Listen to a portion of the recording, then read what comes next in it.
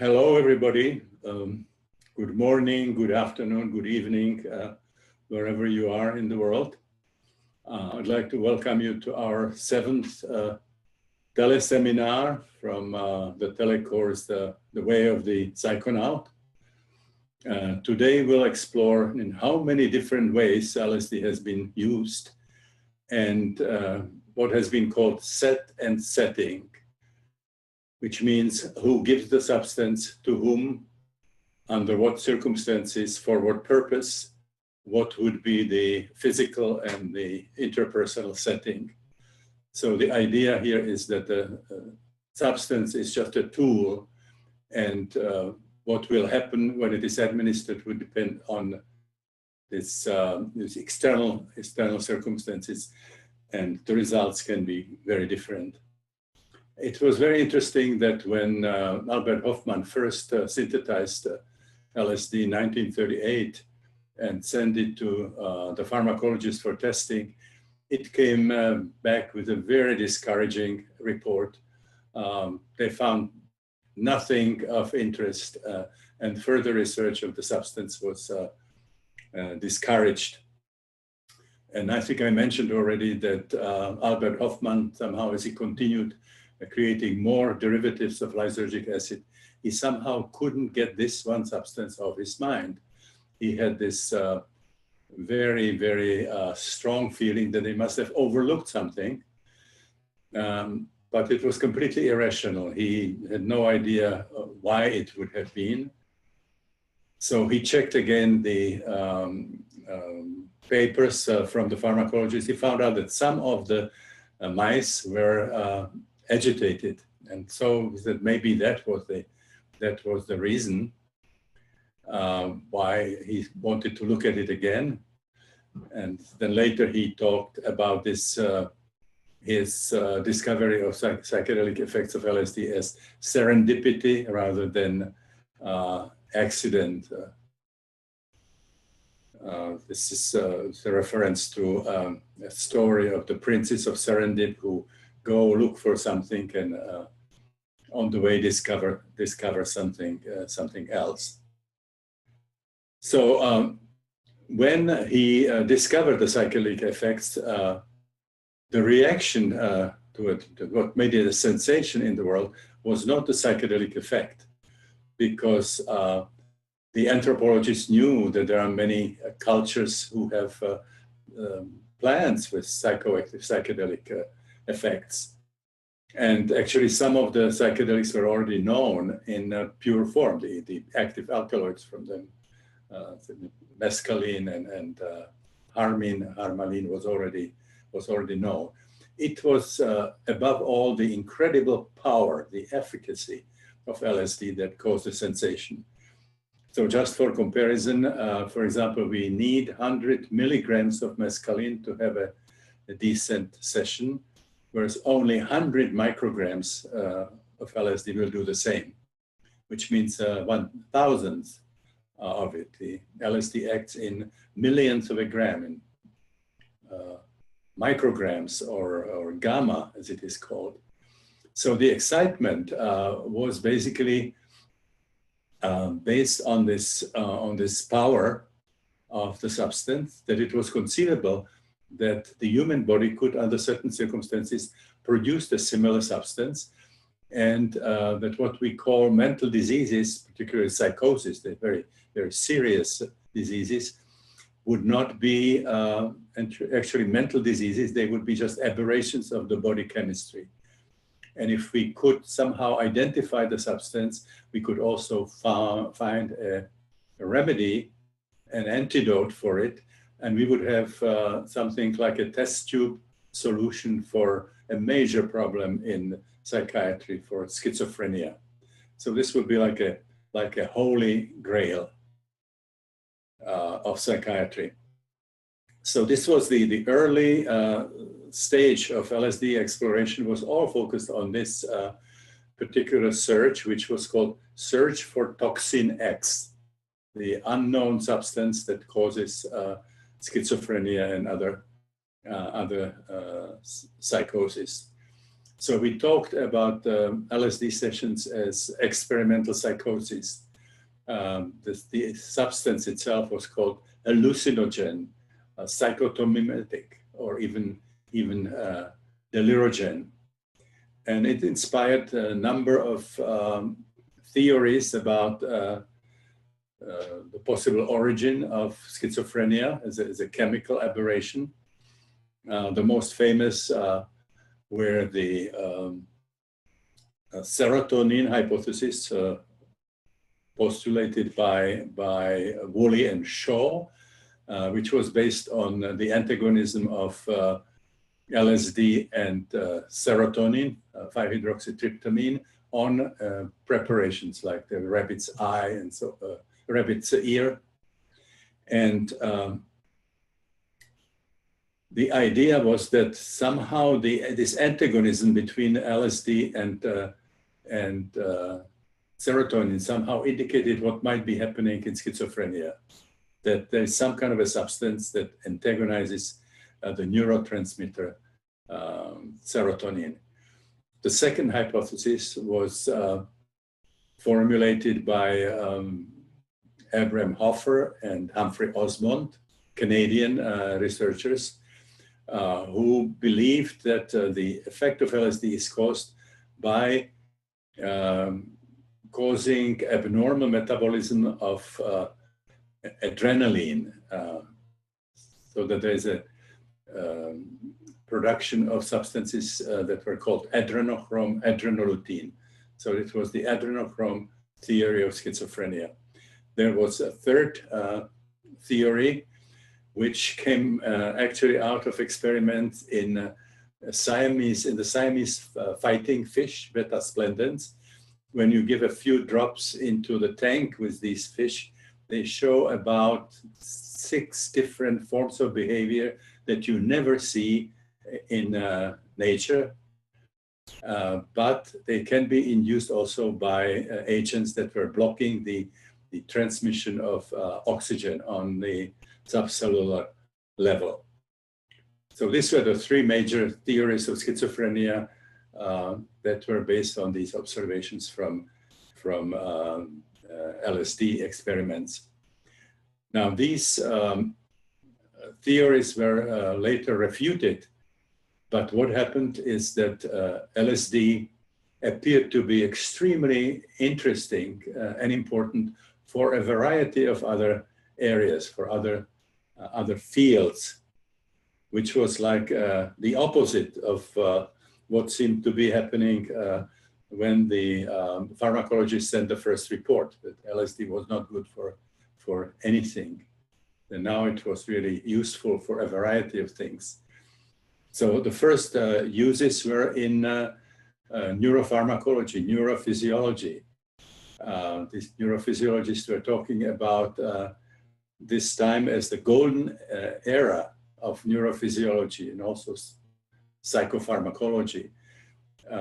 This gave tremendous insights into neurotransmitters, neuroreceptors in the brain, antagonisms in the brain.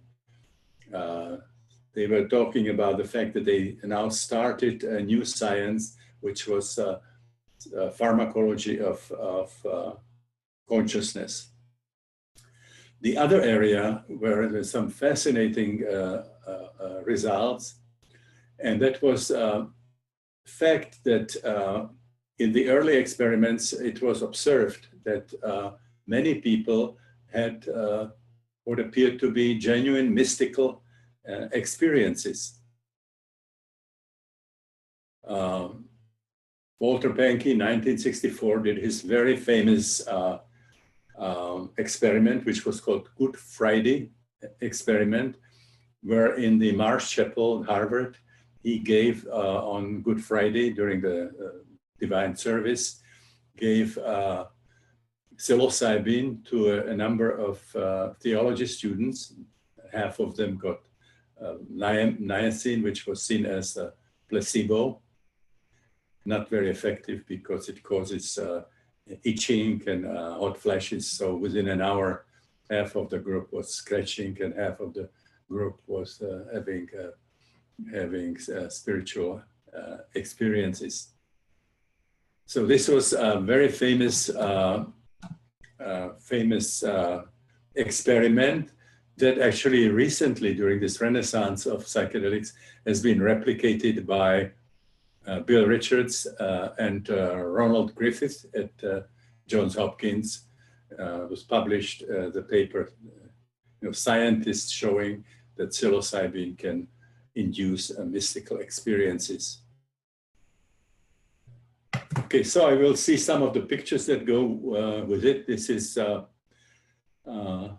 photo of Walter Pahnke, very energetic person, very capable, 3 degrees in medical, a medical degree, a degree in psychology, and also a degree in divinity, which was then great when we started the work with LSD terminal cancer patients. This is another showing him on a motorcycle, and one more picture where Walter Pahnke is with Albert Hofmann and Helen Boney in front of the Maryland Psychiatric Research Center. And I have 2 pictures from Roland Griffith. This is the co-author of the new study of psilocybin and mystical experiences. And the next one is Bill Richards, the second researcher. And this is our team at the time when we were doing the cancer study ourselves. Bill is on the right-hand side with his wife, Ilse.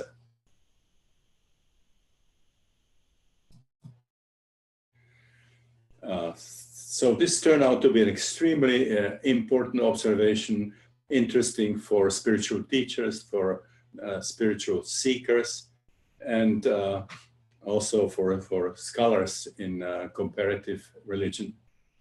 And the observations from LSD research showed, amazing insights into ritual and spiritual life of humanity, into shamanism, rites of passage, ancient mysteries, Buddhism, Hinduism, Christian mysticism, as we already talked about it. Now, the other very important area was art. It turned out that the paintings of people who experienced psychedelic sessions started resembling what's called primitive art. I don't like to call it that way. Native art, like from Africa or something from New Guinea. Also art of psychiatric patients, and what's called l'art brut, or outsider art. And then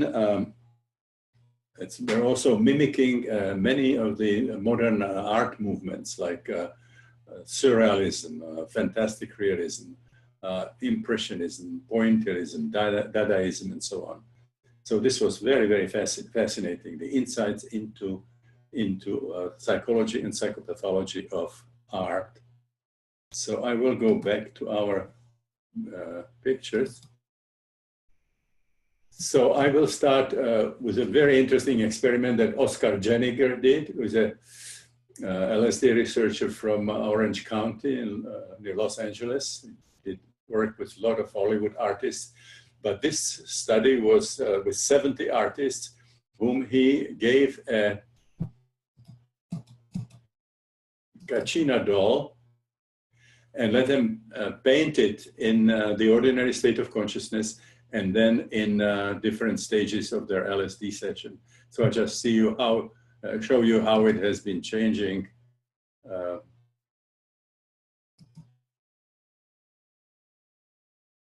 Started resembling these pieces of modern art.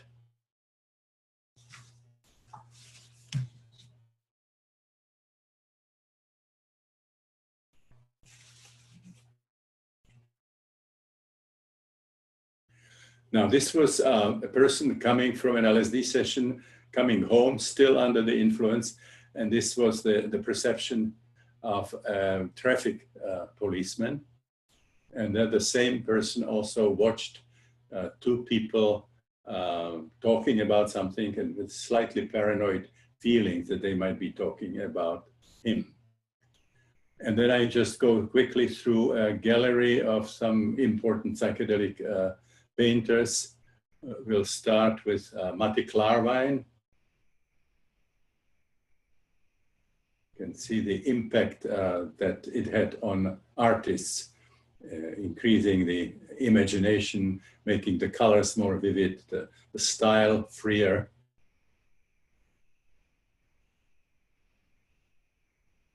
Here is another Matti Klarwein. This was called The Grain of Sand, based on William Blake's poem, you know, where he talks about seeing the world in a grain of sand.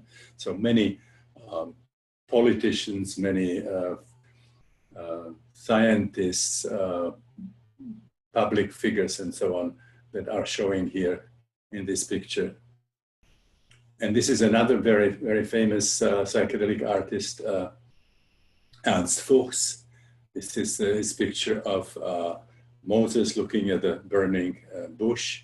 You can see kind of a holographic image of Jesus looking through the landscape. This is his picture of Jesus on the cross. This is a beautiful picture of Madonna with the child. And the tree in paradise. Then we go to the next artist.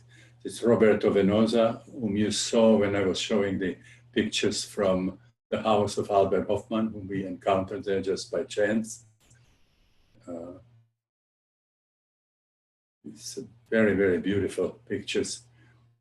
Both he and his wife, whom we also see in a minute, learned the technique from the 15th, 16th century Holland, which was called the Misch technique, or the technique of the old masters, the particularly beautiful translucent pictures.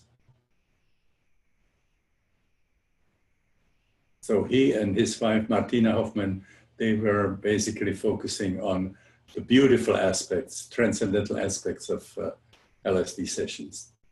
This is now Martina. This was called Lysergic Summer, something donated to Albert Hofmann. And she became very much interested in the feminine goddess. This is called the feminine triangle. And both Roberto and Martina took psychedelics and particularly traveled to South America for ayahuasca. So this is an ayahuasca session. This is a prime egg.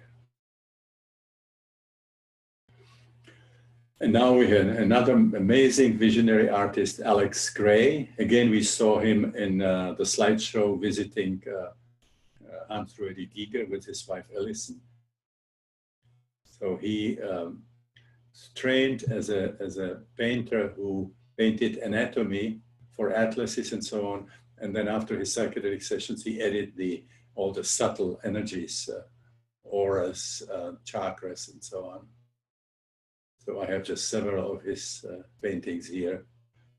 This is, you recognize it as a typical third matrix, the feeling of being trapped in a no exit situation, dealing with death and suffering. It's almost like in hell. And then the other one is a beautiful, beautiful composite armoire, you know, decorated with these paintings. And this, on the perinatal scale, I would put between the third and the fourth matrix, the release of enormous energies when people might have visions of the explosion of atomic bomb, but also identification with Jesus, as we saw it in the slideshow. Another important reason why LSD was administered was the training for psychologists, psychiatrists. So hundreds, probably thousands of psychiatrists, psychologists had experiences, and it certainly influenced their understanding of the psyche, of consciousness, and got completely new insights into what is happening in our patients. And our concept of the spiritual emergency came out of that self-experimentation as well as working with clients. The idea that many episodes of holotropic states of consciousness should be seen as a crisis of spiritual opening, transpersonal crisis, rather than psychosis, rather than mental diseases. Then the worst possible setting, of course, was the one that was used in the military of the whole world, and also secret services like CIA. So it again was one of the ways of using the incredible power of LSD. There were fantasies of putting it into the water supply of a city and then sending one's own troops, to occupy the city, or using it in aerosols. The secret services were again fantasizing about giving this to foreign diplomats, politicians, and so on to compromise them. There was a whole kind of infamous program called MK Ultra of the CIA, where hiring prostitutes in San Francisco underworld and building one-way screens, and the prostitutes were asked to give LSD unbeknownst to their johns, and then they filmed what their behavior was like. And also narcotic agents went to the city and they were giving it to people's drinks without them knowing, and observing their behavior. Now, this is really criminal use. Anybody who knows something about LSD, it's challenging enough to give it to a person who is properly prepared, but to give it to people who don't know that it's happening is really horrible. There were actually suicides in these kinds of situations.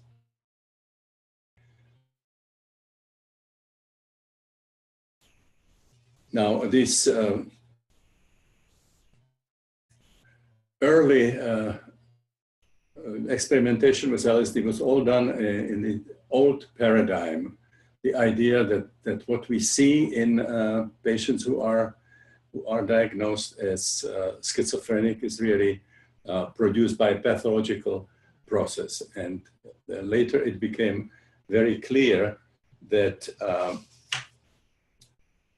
actually what is happening is that LSD is like a catalyst that brings the material from very deep levels of the unconscious into consciousness. I actually mentioned in my first book, which was called Realms of the Human Unconscious, that I believe that LSD could have the importance for psychiatry that the telescope had for biology, for medicine, and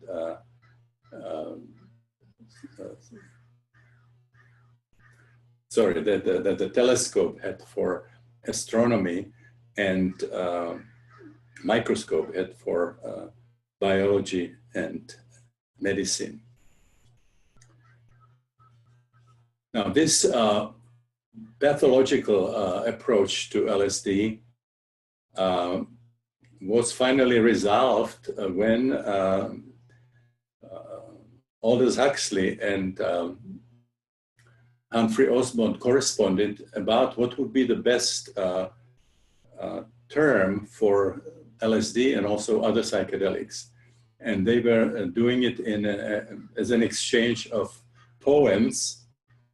And out of this came the term psychedelic, which was the term that was suggested by Humphrey Osmond, which won over phanerothym, which was the suggestion of Aldous Huxley.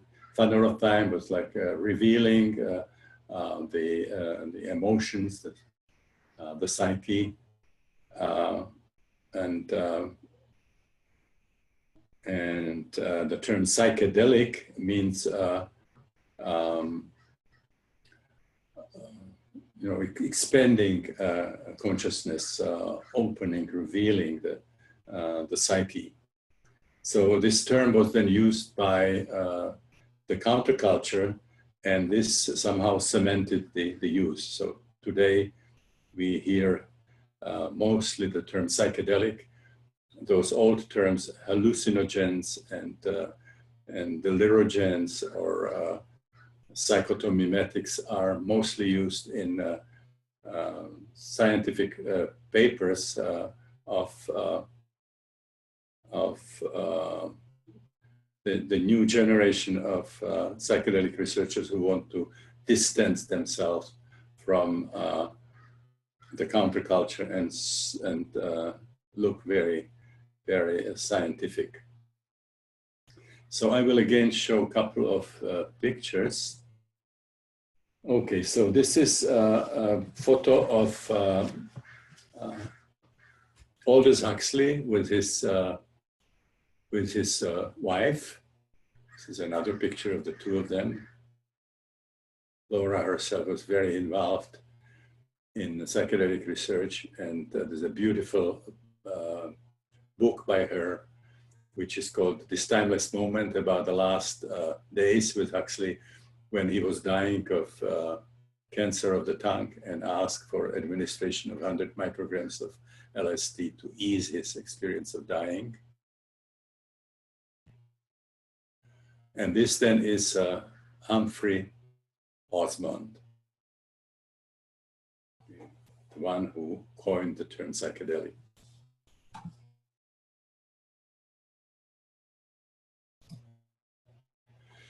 So we now go to another chapter, which were the therapeutic experiments with LSD.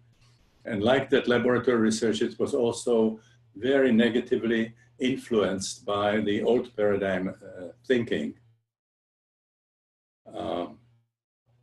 The first suggestion that LSD could be therapeutic was in the very first paper by Stoll, who used it in a group of quote unquote normal people and group of patients, and published that first scientific paper on LSD. And there he specifically mentions that maybe this could be used for therapeutic purposes. The second study was by Jean Condrau, the C-O-N-D-R-A-U, where again he used basically LSD as a chemotherapy. He followed actually the treatment of depression by opium, where he was increasing the dosages and then decreasing them again. And this was a very unsuccessful study that actually intensified the symptoms in some of the patients rather than helping them. Then another, again, old paradigm approach came from Yost and Vicari, two researchers who wanted to use LSD as a shock therapy, to be a big sort of overwhelming dose and basically shake up the patients the way we were doing it with insulin treatment of electroshock therapy or cardiazol therapy. So what they did, they activated the clinical symptoms and then applied actually on top of it electroshock. A somewhat similar treatment was done by Sandison and Whitelaw in England, who activated again this LSD picture and then applied thorazine. Basically, they thought that they were making people more responsible to thorazine because it was known that very acute conditions in psychiatry have better prognosis than sort of slowly developing conditions with few symptoms. And the worst example of this shock application of LSD was Dr. Elliot Barker in Canada, with the permission of the Canadian government, who gave to a group of criminal recidivists big doses of LSD, up to 2,000 micrograms, while they were kept for about 11 days naked in a room, and they were fed only through some tubes through the wall, and they were encouraged to scream out their worst fantasies. And again, in the follow-up, if anything, this was a negative impact. They were showing negative effect on recidivism in this group. Now, this shock therapy then later was modified by Humphrey Osmond and Abram Hoffer, and I will sort of return it to this later. But these early experiments showed that LSD was not a therapeutic agent by its chemical action, that it was really a catalyst, and then you have to do much more than just administer LSD. So this was done at the beginning of LSD psychotherapy, and it was also a history of trials and errors at the beginning. The early experiments were administration of small dosages to people who were undergoing psychotherapy. And it turned out that if the dosages were small, they still extended the duration of the session, but it didn't have a lot of influence on the therapeutic outcome. So basically, the conclusion was that it's much better to reverse it and focus on the session with the substance, and then use psychotherapy as an adjunct, as a complement, rather than using the LSD as a catalyst for psychotherapy. There was also an attempt to use basically the abreactive effect of LSD, following the suggestion of Freud and Breuer from their early work. And again, abreaction became a very important part of the LSD effect. But again, it has to be in the context of many other things. This is not just an abreactive agent. Then there are two types of LSD psychotherapy that were tried, but they also didn't develop into something that would be used by more therapists for various reasons. The first was called hypnodelic therapy, a combination of hypnosis and administration of LSD, done by Levin and Ludwig, who would train the patients as hypnotic subjects, and then using the latency period, which is about 45 minutes for LSD, and introducing hypnotic trance. And they were trying to actually guide the course of the session by encouraging people to let go, by guiding them to what they considered relevant emotional material, or directing them to specific traumatic areas. And again, this was not a very, very successful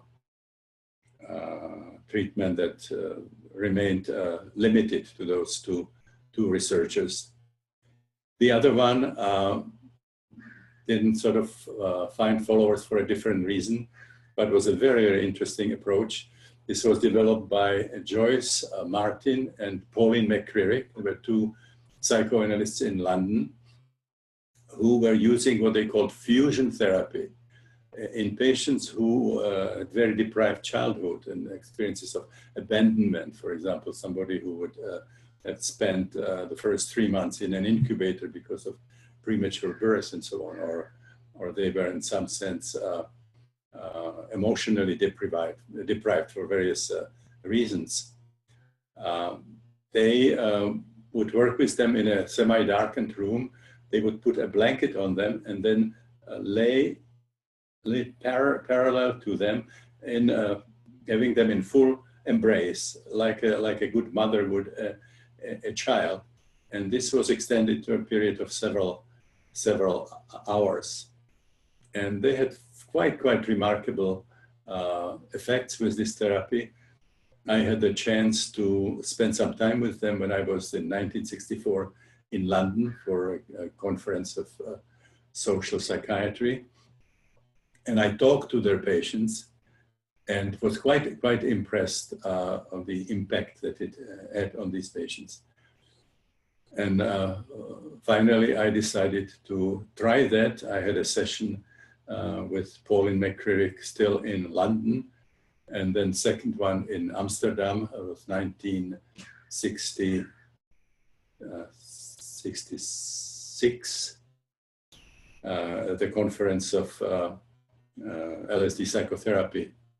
And those are remarkable experiences where, although we were fully dressed, I had the experience of being a fetus first in the womb and then on the breast, and having the experience of fusing like with the feminine element, and experiencing the connection through the flow of liquids, the placentary flow, the blood and the milk, and both appeared sacred. And I had the experience of union with the great mother goddess.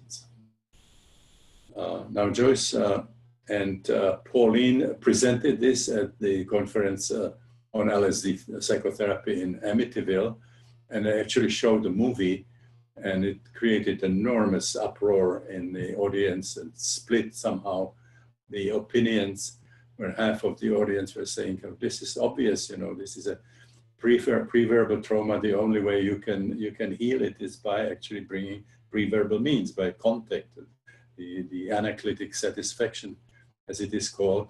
And the other were more sort of hardcore, old-time psychoanalysts who were worried about this destroying the transference-countertransference relationship. It turned out actually that Joyce Martin and Pauline McCririck had much less problems with transference-countertransference that your average psychoanalyst would have. And Pauline's explanation was that typically psychiatric patients come deprived. They did not have much physical contact, not getting much love in their family. And when they now get it in the regressed state, that can sort of fill that vacuum, so that then they are able to realize that,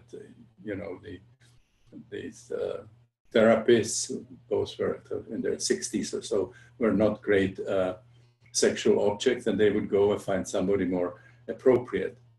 And they compared it to a situation in everyday life, that it's the people who don't get enough emotional satisfaction in childhood. They are those who actually are seeking for it throughout their life, whereas those who are satisfied emotionally in their childhood can go and live their own life. So then I should say that the reason why this not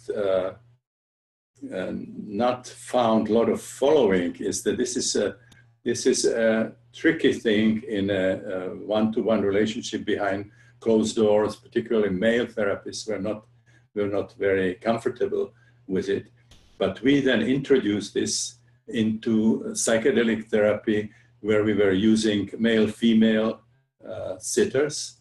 And then we are also using it in the holotropic breathwork, when all this is happening in a group where everybody has the instruction, everybody knows what we are doing, everybody sees what's happening, and we have never had problems. It's a very, very powerful method of healing these what I call traumas by omission, where people did not get enough satisfaction as infants, enough anaclitic satisfaction. So then we go to group therapy. Again, what happened is that at the beginning, therapists who were doing something like transactional analysis of Eric Berne were administering small dosages to people in the group. And this was not a very successful experiment. If the dosages were too small, they didn't change very much the success of the transactional analysis.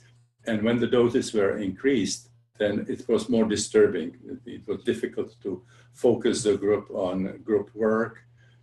People were pretty much going each on their own trips, and this was basically discontinued. So the use of LSD in group therapy then just went in two different directions. The first one can be called aggregate LSD therapy, which means it's done in a large group of people, maybe 16 or so, with maybe a couple of therapists and some helpers, which is something that saves time, of course. There are sort of certain advantages if there is afterwards a group sharing that can contribute something. But in my opinion, again, the value of these kinds of sessions stay behind those sessions when you have particularly male-female diet of people sitting, and those three people are there specifically for the needs of one person. This is well done, with people who are experienced so that they can use the sounds of other people and what's happening in the room basically as impulses for their own experience rather than seeing it as a disturbance of their own process. But if it's done with people who are sufficiently experienced, this can be very, very valuable. Now, the other way using psychedelics in a group, of course, is in a form of a ritual, the way it has been done by many native cultures, by the Mazatec Indians using mushrooms, by the Huichol or Cora Indians in Mexico using peyote, of course, a native American church in the United States, ayahuasca sessions in South America, Eboga sessions in Africa. Again, the idea is to work with the whole group in a ritual context. Again, I find it very, very useful as a form of a social bonding. Victor Turner, a British anthropologist, studied these native rituals and came to the conclusion that it serves bonding. It creates a sense of communitas, community in people. And it also a very interesting anthropological experience. I've been in several such ceremonies in my life.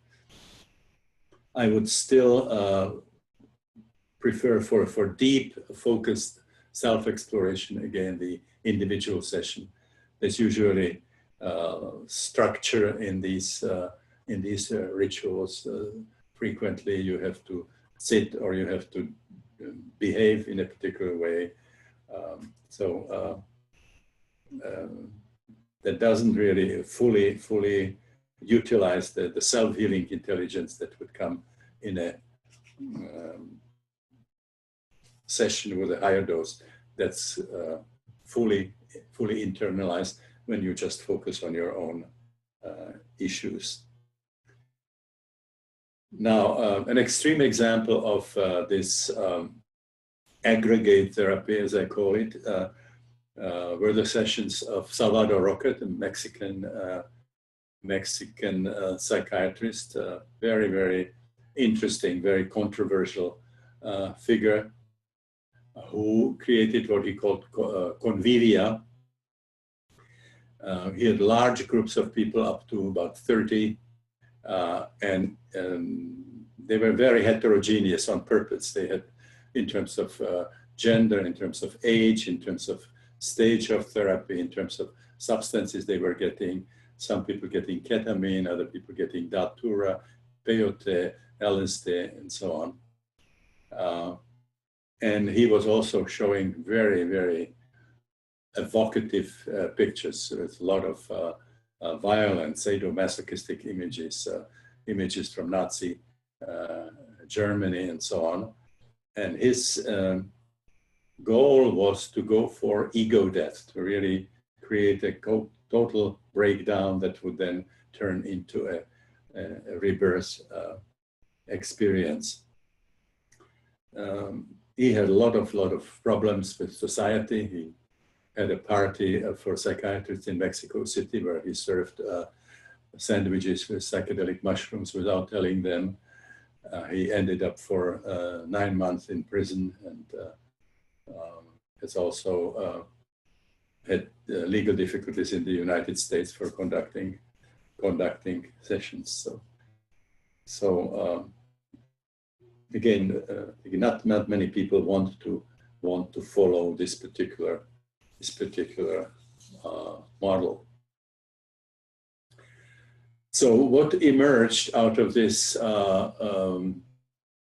history of trials and errors, both in individual therapy and group therapy, was, I think, a system of two different approaches to LSD. One was practiced primarily in Europe, was called psycholytic. The term psycholytic was coined by Ronald Sandison, a British therapist. The term lysis means dissolution, so it was dissolving tensions in the system, solving conflicts and so on.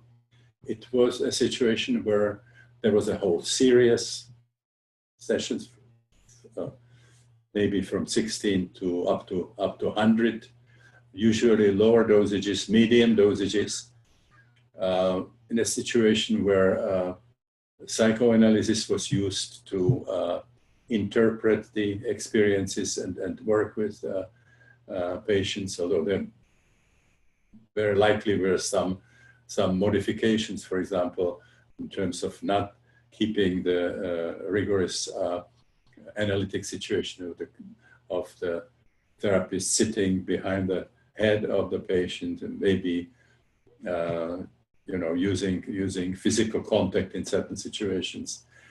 But generally, the patients were allowed to look around. There was quite a bit of talking sometimes in the session. They were even allowed to go out. Sometimes there was a therapist spending longer time with the patients. I was using a series of sessions with medium dosages, about up to 200 initially, but spending at least 5 hours with the patients. Some other therapists were using students or nurses, or, for example, Dr. Leuner in Göttingen left the patients alone, but they had a ring that if they needed help, they could ring for help. Now, in my experience, this was a very useful approach to explore somehow different layers of the unconscious.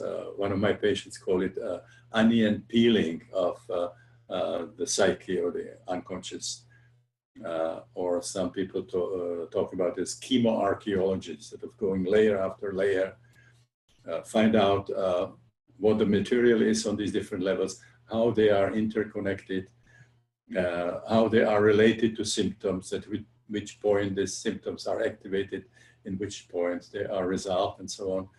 Getting a lot of insights into the dynamics of the session. So for me, this was very useful for example, discovery the coexistence. I had to go layer after layer to realize that these memories were layered, and that they were in dynamic constellation when they were sharing the same emotions or the same physical sensations.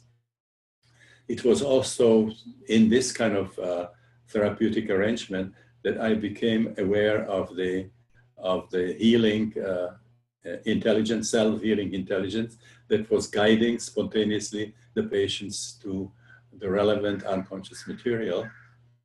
And it was also where I discovered that the psyche had the psychedelic, the perinatal domain, and also the transpersonal domain, because as we were proceeding in the sequential sessions, the process was automatically going from the biographical material to the perinatal, and then later the transpersonal came in. And because these perinatal and transpersonal experiences were coming on the same continuum with the experiences from childhood and infancy, it became clear to me that they are all genuine domains in the psyche. It didn't make sense to suddenly draw a line and say, up to here we're dealing with psychology, and when it goes to these birth experiences or these transpersonal, that's where pathology begins. And it became very clear that the model that we are using in psychiatry, which is limited just to the postnatal psychiatry, is incorrect, and that the psyche is infinitely larger than we are taught in this training in psychiatry or psychology.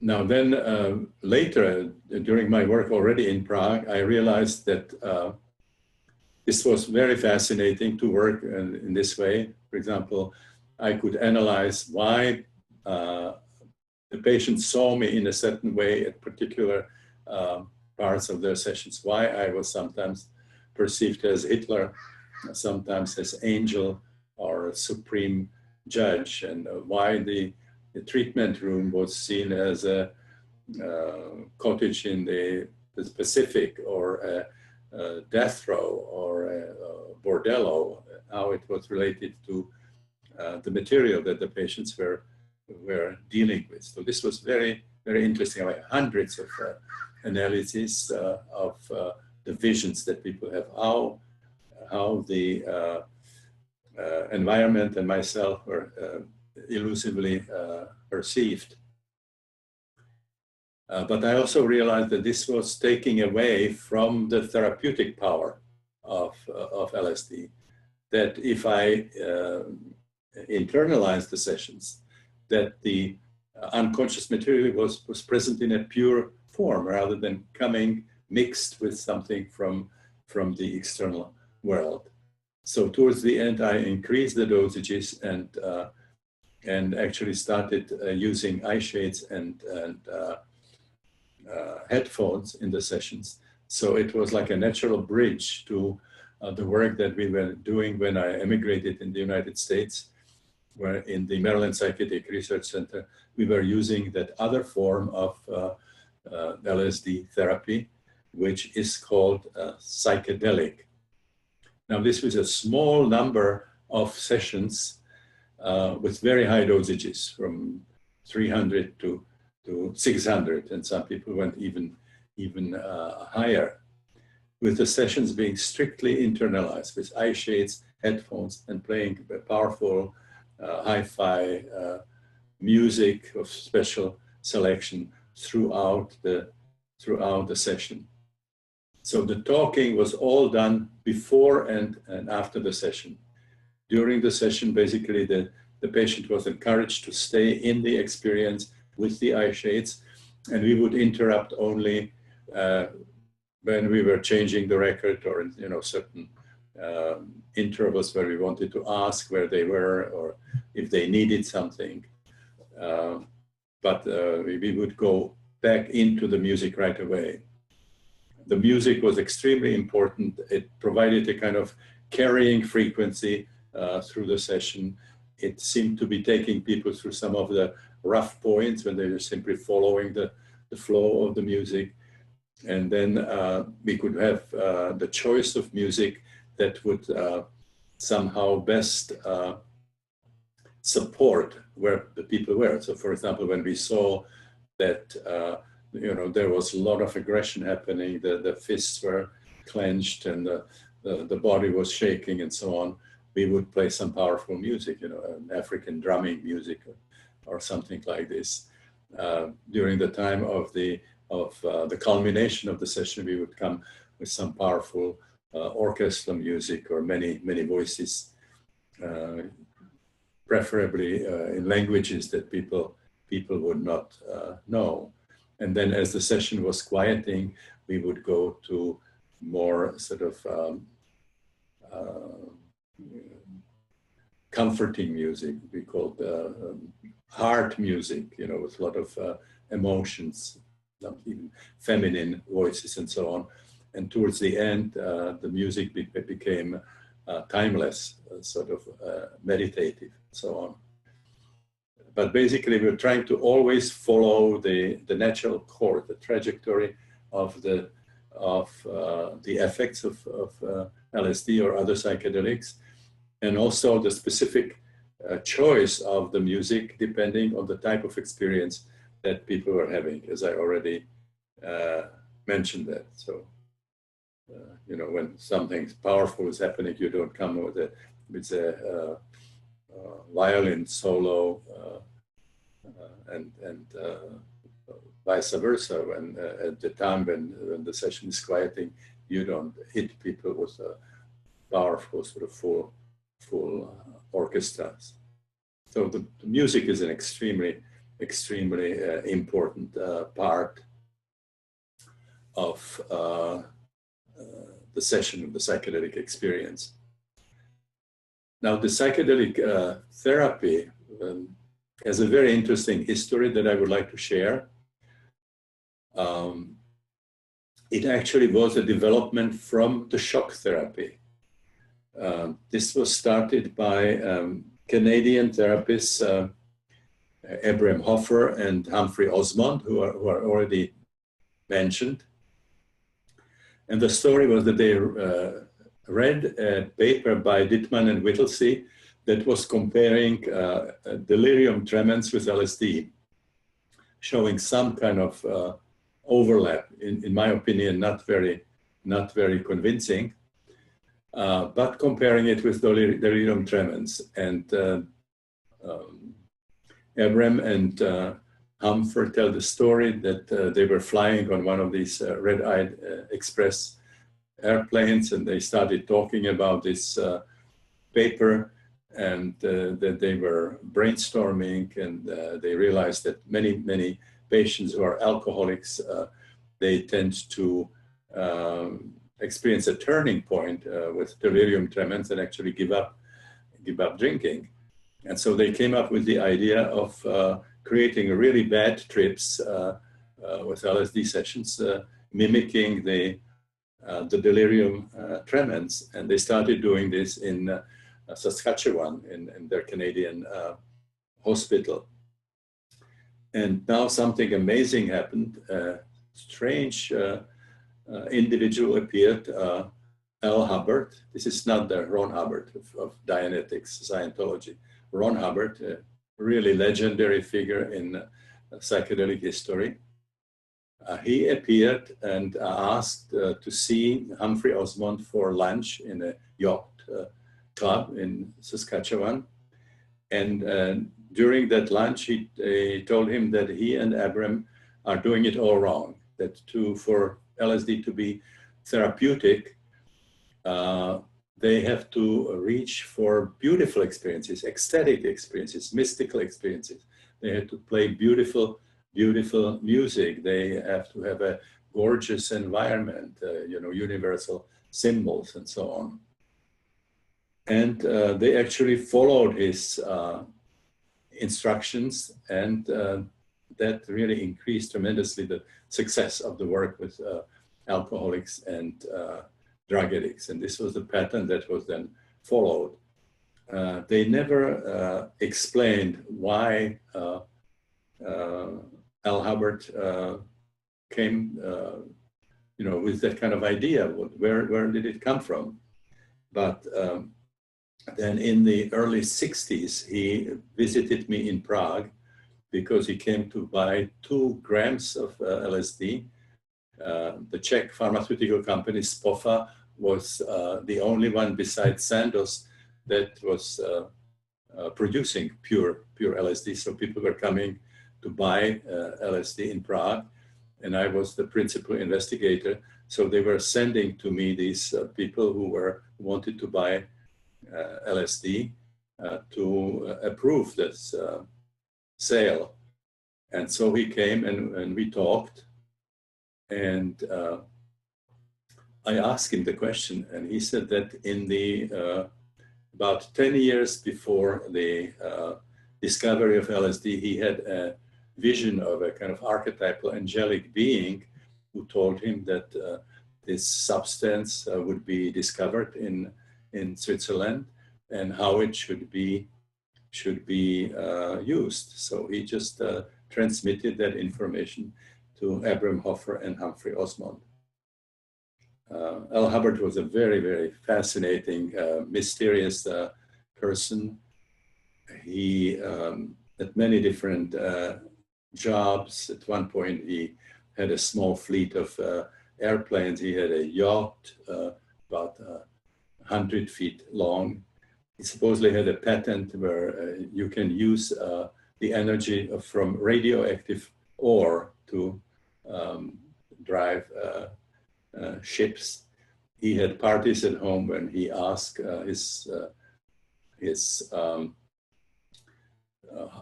guests, to hold hot wires. He would put hot wires into the socket, and he was holding it and asked them to do it, and they were all getting electroshocks. And he said, "You're doing it all wrong. You cannot fight electricity. You have to go with it." So anyway, he was called the Johnny Appleseed of LSD. He supposedly gave LSD to about 6,000 persons, including very prominent politicians, artists, scientists, and so on. So this was the birth of psychedelic therapy. So after going through this history of the uses of LSD, the laboratory uses, and also the therapeutic uses, we can now talk about what would be the ideal way of using LSD and other psychedelics. So I would say, if we know the dosage, if we know our reactions, I can think about using psychedelics for enhancing sensory perception.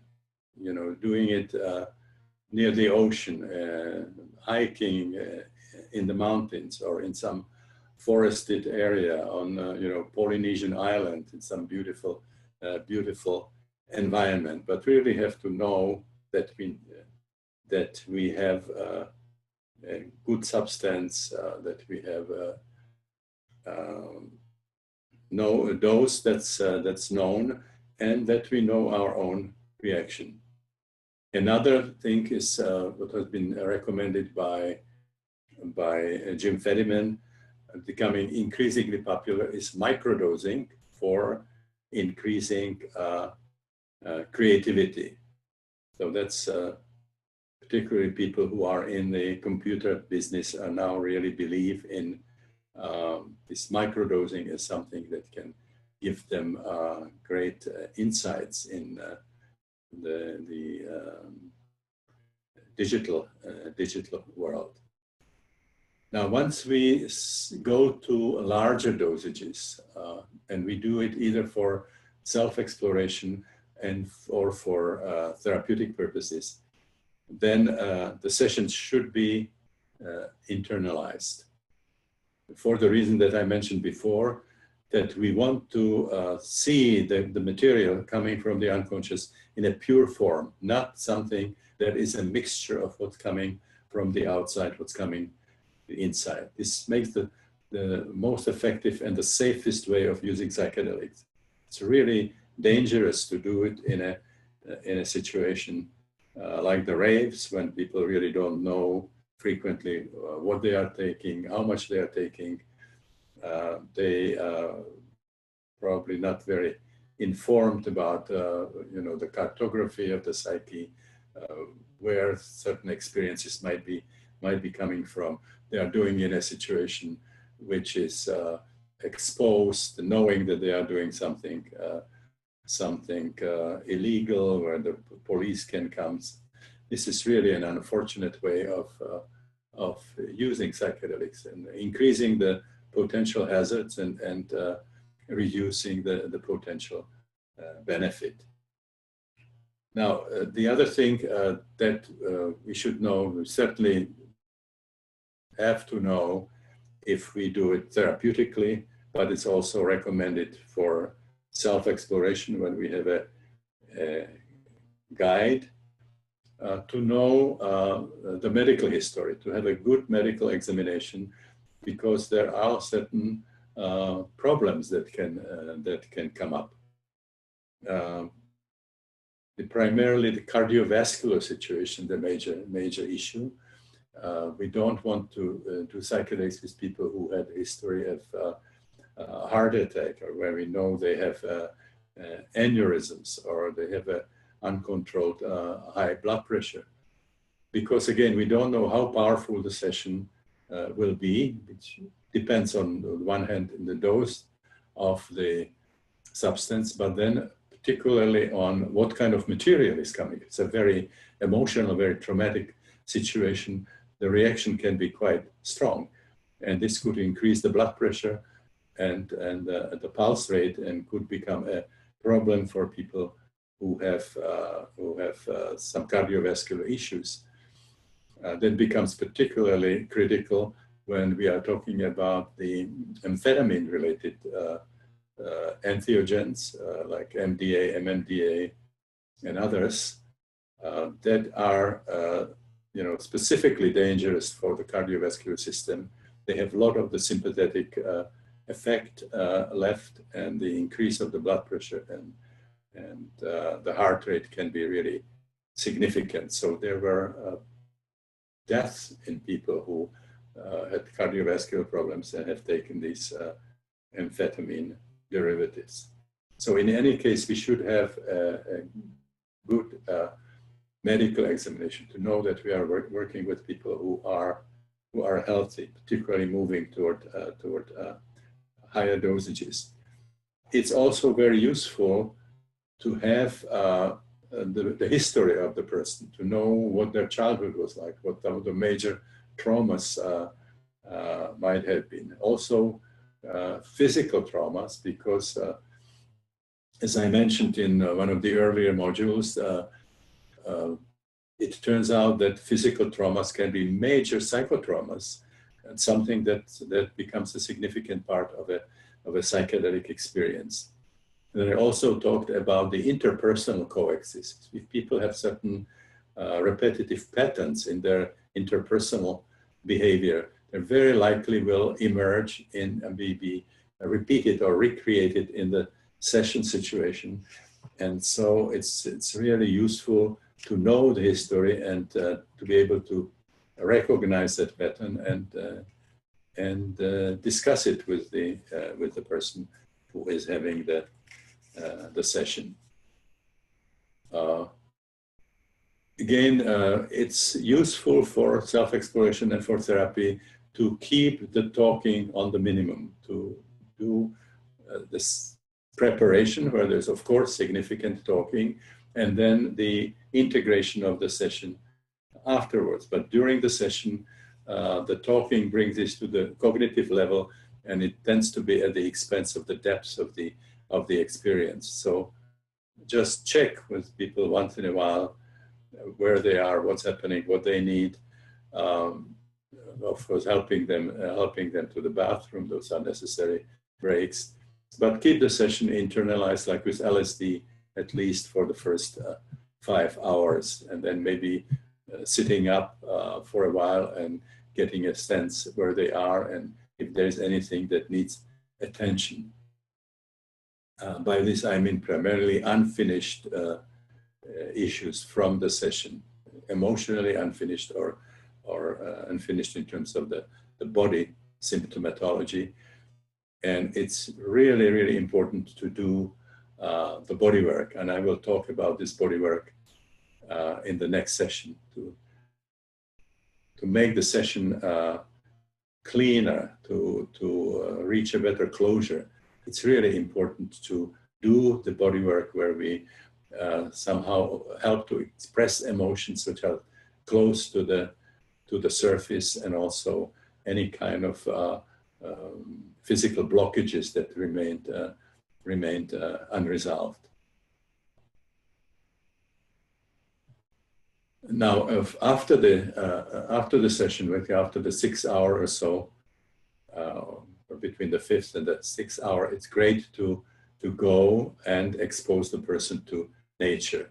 It's wonderful to have the sessions in an environment that's beautiful, inside where we are doing the session, and then particularly the environment. You know, if we can do it somewhere in beautiful nature, in the mountains, or on a lake, or the ocean, of course, would be ideal.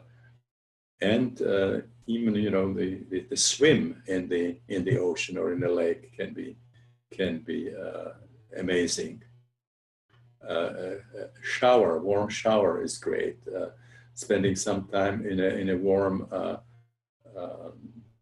tub of water is amazing, because if the experience is around the perinatal domain, the water is something that is typical for the prenatal situation, the amniotic world, and then the postnatal, when it's over and we get washed, or if it was a water birth, we actually would be in water once we pass through the dangerous zone. So these are all really wonderful things for a better closure of the session. Then another thing that proved very, very useful was to bring friends or relatives of the choice of the person for a kind of reunion. We use this particularly in the work with cancer patients. We did a study with over 100 cancer patients, giving them LSD, dipropyltryptamine, DPT, and also MDA, which was like the precursor of MDMA. And there it proved extremely useful to do a family reunion at the end of the session, where there was an unbelievably open communication, where people could express things that they were not able to express before. The patients could express their love for their relatives, and very frequently in different games that were being played got resolved, when the patient realized what the situation is if the family and the hospital personnel were playing games, not telling them how dangerous the disease was, or that it was cancer. So a lot of these kinds of things got clarified. It was very, very moving time. And of course, talking about set and the setting, I should mention that in the cancer study, initially we worked with what was called terminal cancer patients really in the last stages of the disease, when the oncologists gave up on the patients. They didn't have anything to offer them, maybe some radical, short of some radical intervention like hypophysectomy.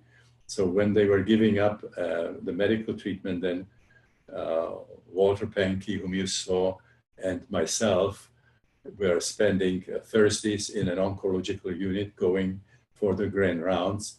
And then when they didn't have any more medical treatment for the patients, they let us sit down with them and offer the psychedelic treatments. So for this category of patients who were very severely ill, we conducted the sessions in the hospital, because if there were some emergency, you know, there would be immediately help available. I have to say that the sessions proved to be extremely safe. I worked with a patient who died 4 days after the session, the major dissemination of metastasis from a skin cancer, but he didn't die in the session. So we didn't have any death really, but the sessions were all conducted in the Sinai Hospital, the oncological unit. Then when we publicized the results, I gave a talk at the Thanatological Association in New York City. Then we started getting self-referred patients who were coming with much earlier stages of cancer. And those we were running in our Maryland Psychiatric Research Center, where we had 2 special units, which were just like a room in a home with a kitchenette, with a bathroom, with a roll-out couch, nothing indicating that this was a hospital. And then also the relatives then stayed overnight with the patients in our institute. So those were the most important things. I should mention also we like to offer a really good dinner for the patients if they felt like eating. And we saw just amazing increase of appetite, and the way the food tasted and how the texture was appreciated, and what the food looked like. So we were bringing it from a good Chinese or Japanese restaurant. We had some fresh fruit always available. The basic idea here, but going to nature, and also then the human contact, and you know, playing the quiet music at the end of the sessions. The intention here was to connect these new feelings to elements that are part of everyday life, to create that kind of a connection.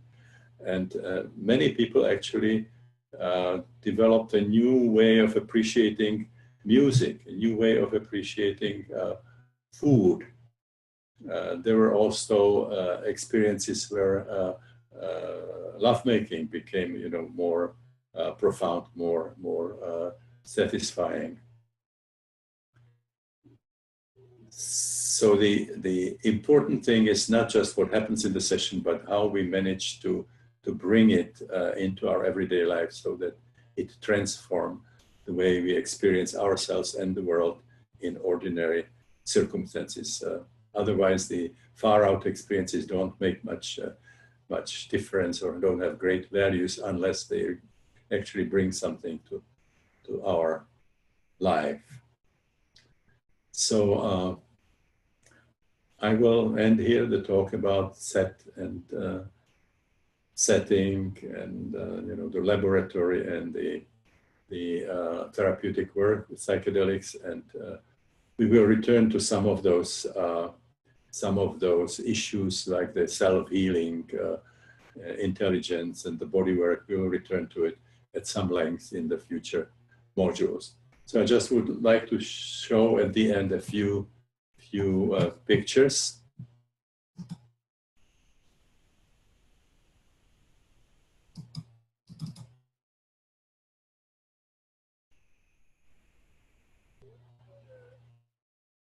Okay, so I mentioned that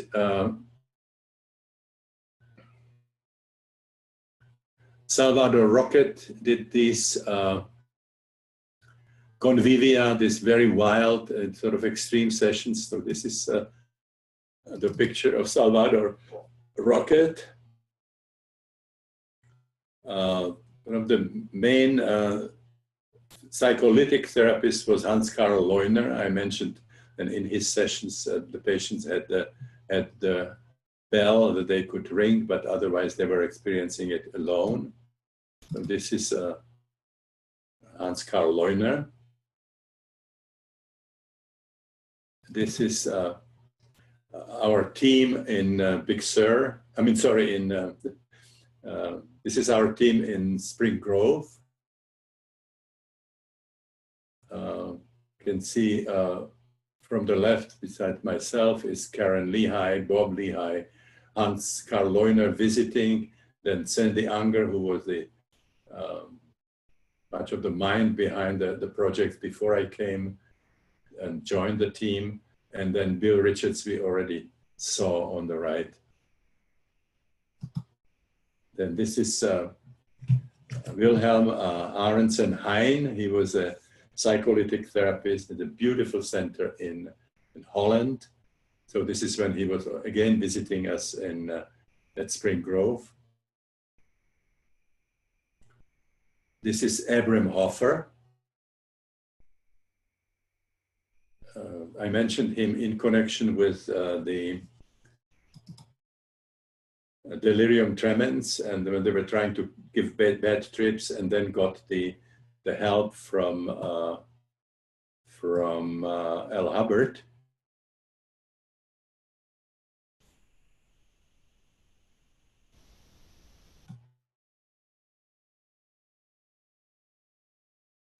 And this is L. Hubbard himself, a real legend in the psychedelic history. So this is his picture with hair, and this is one when he decided to shave his head. So again, thank you very much for your attention, and I'm looking forward to connecting with you next time.